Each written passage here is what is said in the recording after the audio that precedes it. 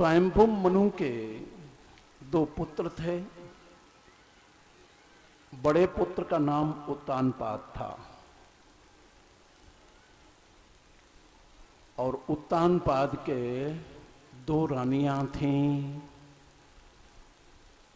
बड़ी रानी का नाम था सुनीति और छोटी रानी का नाम था सुरुचि।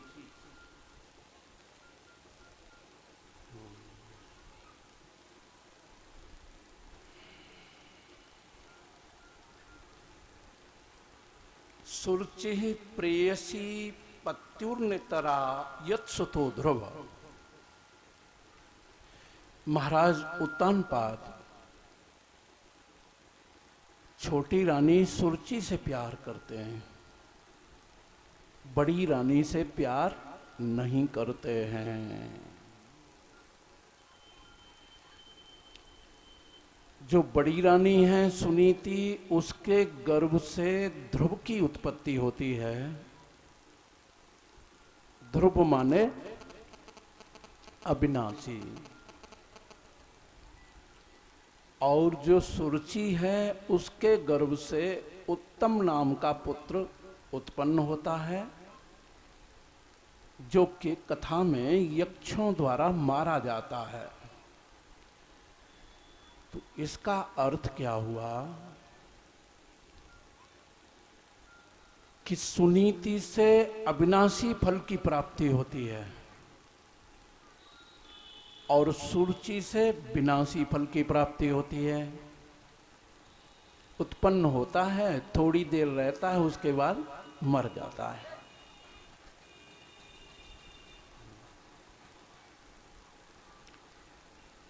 उत्धन पाद बराबर उत्तान पाद। उत माने ऊपर और पाद माने पैर। जन्म के समय जिसके पैर ऊपर हैं उसका नाम उत्तान पाद।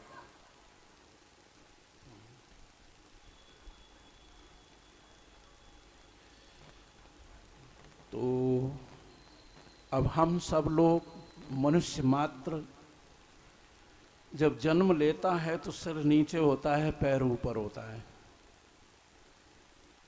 तो इसका अर्थ है कि मनुष्य मात्र की ये कथा है, मानव मात्र की कथा। वेद व्यास जी श्रीमद् भागवत कथा में लिखते हैं।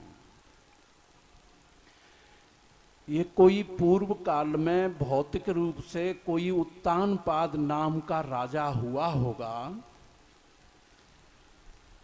अगर उसी की कथा लिखी होती तो ऐसी कथा से कल्याण नहीं हो सकता। अन्य के ज्ञान से कभी भी स्व का भला नहीं हो सकता। दूसरे के धन से स्वयं सुखी नहीं हो सकता। दूसरे के बच्चों से स्वयं सुखी नहीं हो सकता। स्वयं के बच्चों से, स्वयं के धन से, स्वयं के भोजन से आदमी सुखी होता है।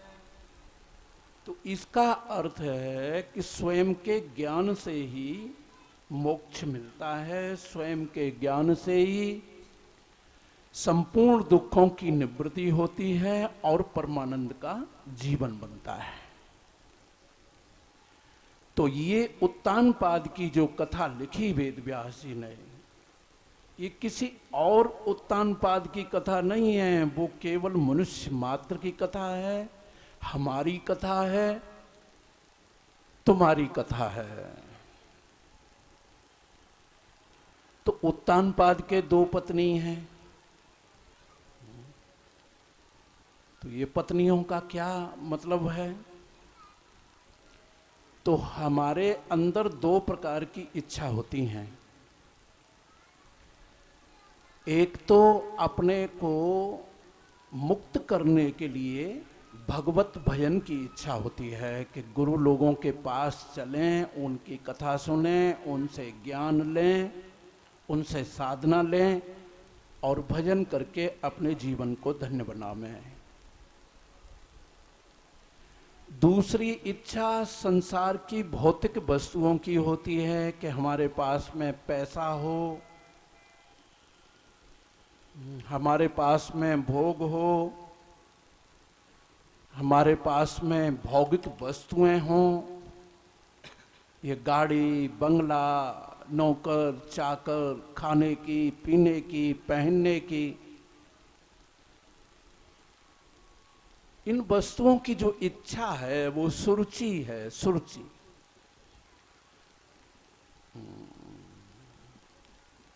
और जो भगवत भजन की इच्छा होती है, अपने को मुक्त करने की जो इच्छा होती है, वो है सुनीति।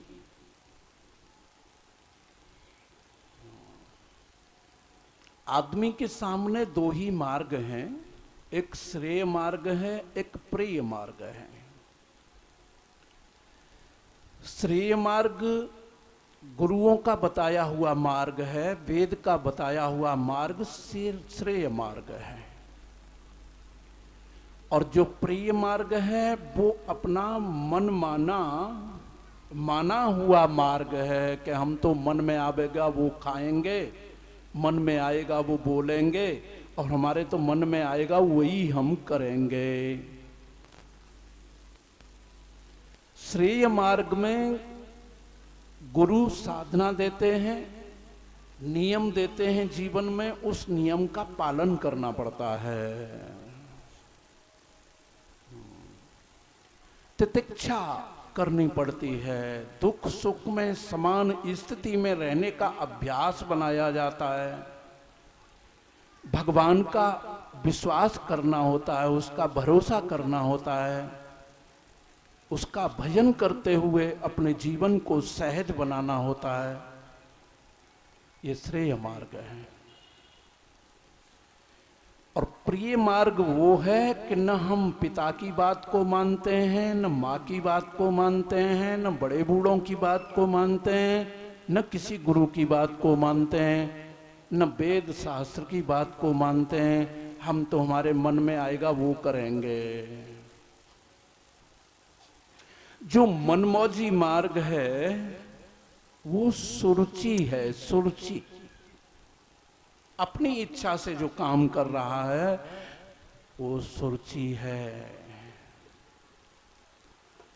और जो वैदिक कानून का पालन करते हुए जो जीवन व्यतीत करता है वो है सुनीति। अब आप लोगों के सामने ये दोनों चीजें हैं, दो तुम्हारी ये पत्नी हैं जिनसे तुम प्यार करते हो, दोनों तुम्हारे पास हैं। बताओ आप किससे प्यार करते हो? आप सुरुचि से प्यार करते हो कि सुनीति से प्यार करते हो? नियम का जीवन जीना तुमको अच्छा लगता है कि अपना मनमौजी जीवन जीना अच्छा लगता है? तो आप लोग अपने में विचार करो ना। मनमौजी जीवन, इच्छा, अपनी इच्छा से जो जीवन जीते हैं वो भोग में ही फंसे रहते हैं। ये खाने के लिए चाहिए, ये पीने के लिए चाहिए, ये देखने के लिए सुंदर पिक्चर चाहिए, सुनने के लिए संगीत चाहिए, सूंघने के लिए बड़े बड़े इत्र चाहिए, स्पर्श के लिए मुलायम त्वचा चाहिए, मुलायम विषय चाहिए। भोग में ही आदमी अपनी बुद्धि को निरंतर लगाए रहता है। भोग से ही जो प्यार करता है वो सुरुचि से प्यार करता है। भोग से सुख तो मिलता है और बहुत जल्दी मिलता है। रसगुल्ला जिभ्या पर डालो, जीभ पर जाते ही और उसका स्वाद आने लगता है, उसका रस आने लगता है।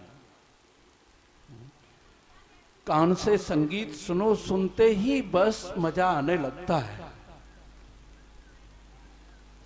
लेकिन वो क्षण मात्र का सुख है।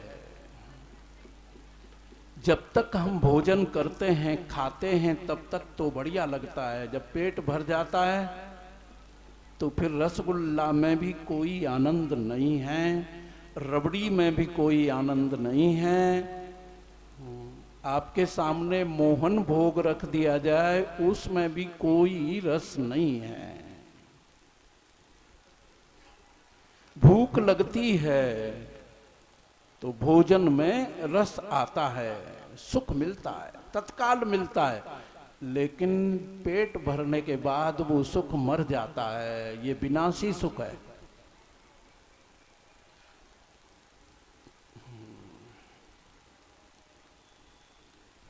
तो ये सुरुचि का जो पुत्र है, ये विनाशी मरने वाला पुत्र है। और सुनीति का जो पुत्र है वो थोड़ा देर से मिलता है। साधना करने वाले लोग 16, 17, 17, 18, 18 घंटे भजन करते हैं।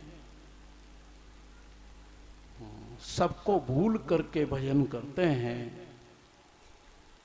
जब ऐसा भजन करने वाला व्यक्ति भी 20 बरस में उसके हृदय में वो प्रकाश जागृत होता है कि जिस प्रकाश में जो सच्ची चीज है उसका दर्शन होता है। लेकिन आज का मनुष्य ये चाहता है कि हमको तो तत्काल मिले। जैसे बनिया की दुकान पर हम जाते हैं, पैसा देते हैं, तुरंत हमको माल मिलता है। तो आज का मनुष्य ये चाहता है कि हमको जल्दी मिले। भजन करना आज प्रारंभ किया है और 4 दिन 8 दिन बाद ही लोग कहते हैं कि हमारा मन नहीं लगता। भजन में हमारा मन नहीं लगता है। गुरुजी, हमारा मन तो इधर उधर भटकता है, मन नहीं लगता। बताओ, 4 दिन में मन को लगाना चाहते हैं। कुछ लोग कहते हैं कि हमने 2-3 वर्ष हो गई, 5 वर्ष हो गई, 10 वर्ष हो गई भजन करते करते, अभी भगवान का दर्शन तो हमको हुआ नहीं है। तो वो चाहते हैं कि भजन करते ही तत्काल भगवान आके खड़ा हो जाए और कहे कि भक्तराज हम आ गए, अब तुम वरदान मांग लो हमसे। तो ये जो सुनीति का मार्ग है, इसमें देर से फल उत्पन्न होता है। देखो, कथा भी भागवत में इसी प्रकार से वेद व्यास जी ने लिखी है कि पहले विवाह उन्होंने सुनीति से किया, लेकिन बहुत लंबा समय हो गया, उसके कोई संतान नहीं हुई, कोई फल नहीं मिला, तो फिर उन्होंने दूसरी शादी करने का विचार किया कि वंश वृद्धि करनी है, इससे तो कोई फल प्राप्त नहीं हो रहा है। तो फिर दूसरा विवाह किया। वो सुनीति की ही छोटी बहन है सुरुचि, उससे विवाह किया। देखो, बड़ी विचित्र बात है।